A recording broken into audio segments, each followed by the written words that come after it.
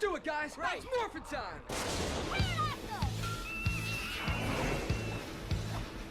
Triceratops. Tyrannosaurus. Mastodon.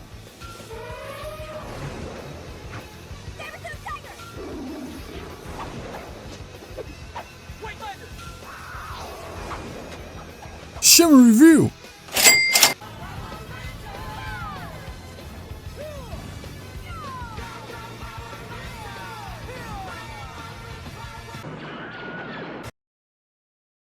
Well, that's one way to make an entrance. Welcome everybody, I am Shimmer, and welcome to my den.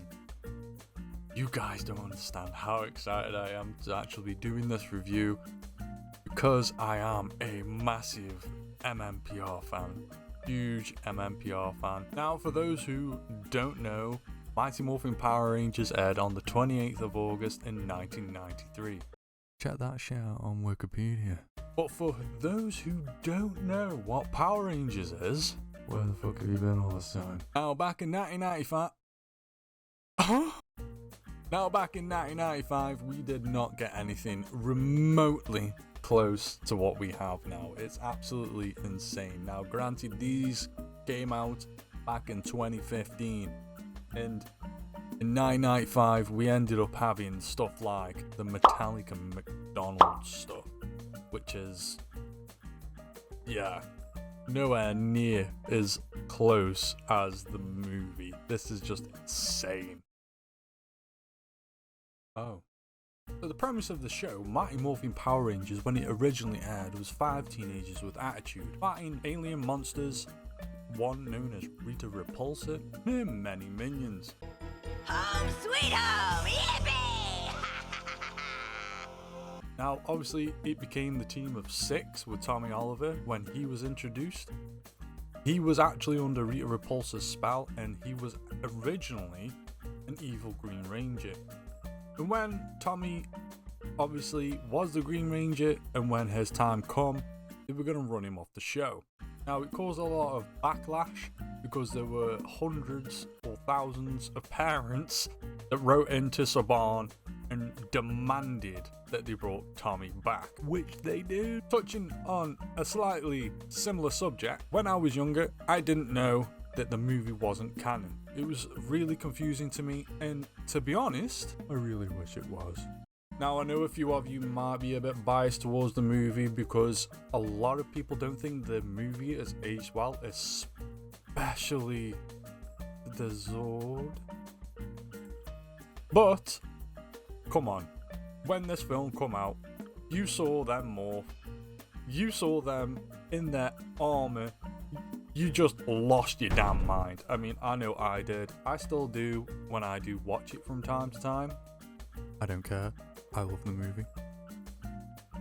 But we didn't have anything, like I say, anything remotely close to this. But the painting and the sculpturing on this thing, damn! Honestly, it's so good compared to what we used to have.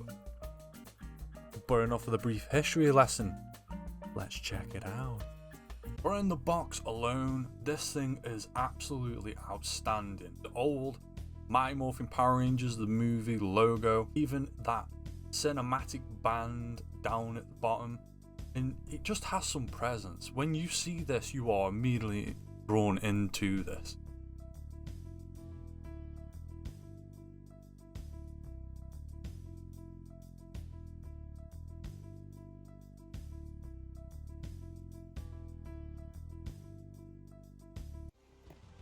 So straight out of the box, it's quite simple, just an easy pull-out tray, and it does come with an accessory, which is Sabe. Now, if any of you remember Sabe and Tommy were just the best, and I won't hear any different.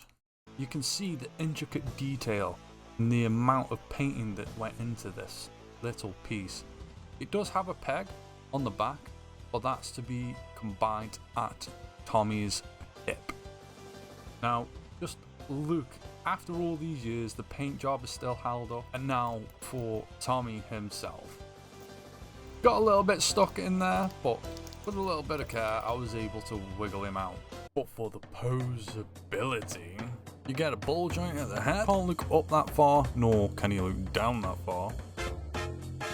The shoulder pads have some articulation as well, which is quite nice. Instead of it being stuck to the actual chest armor piece, you can get a full 360.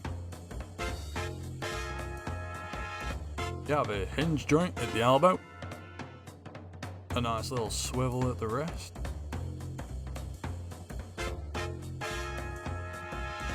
hinge joint at the knee. Not a very good pivot. Wonderful splice. You get no waist swivel, which is a shame because I really think that they could have implemented something like that in these figures.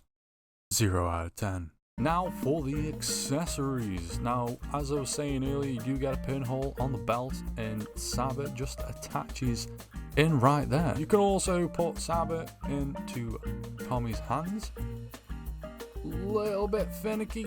I was afraid of breaking them, but the hands do have a bit of a stretch to them. If I may make a suggestion with this little issue, if you were having trouble trying to get Sabbath into Tommy's hands, just get a hairdryer.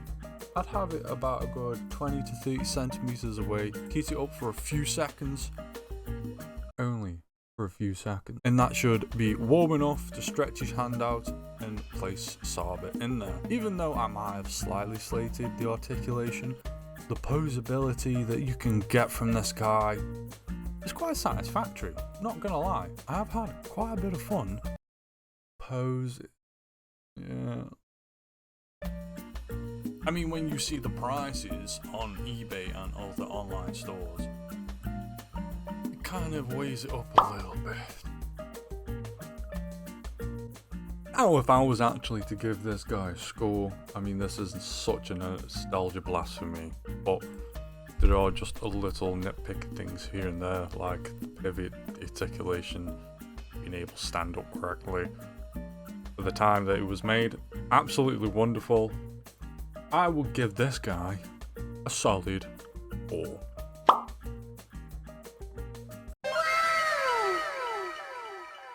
Now, for anyone out there who is trying to find these, there are few in between. It's like finding a damn needle in a haystack, and when you do find one, them prices be like, damn. But yes, like I say, I love this thing. Nostalgia blast for me, and you're not gonna get a better one. At least Hasbro, make some more. Oh shit! But all jokes aside, doing this review, I know that with it only being a few weeks since David Jason Frank passed away, sadly he left a whole fan base behind, and he also left his family behind as well. My condolences to everyone, including his family, who are going through this rough time still, and I hope you guys enjoyed the video. I know this is a little late, but I'm writing to you guys to let you all know that I'm okay. I miss you guys a lot.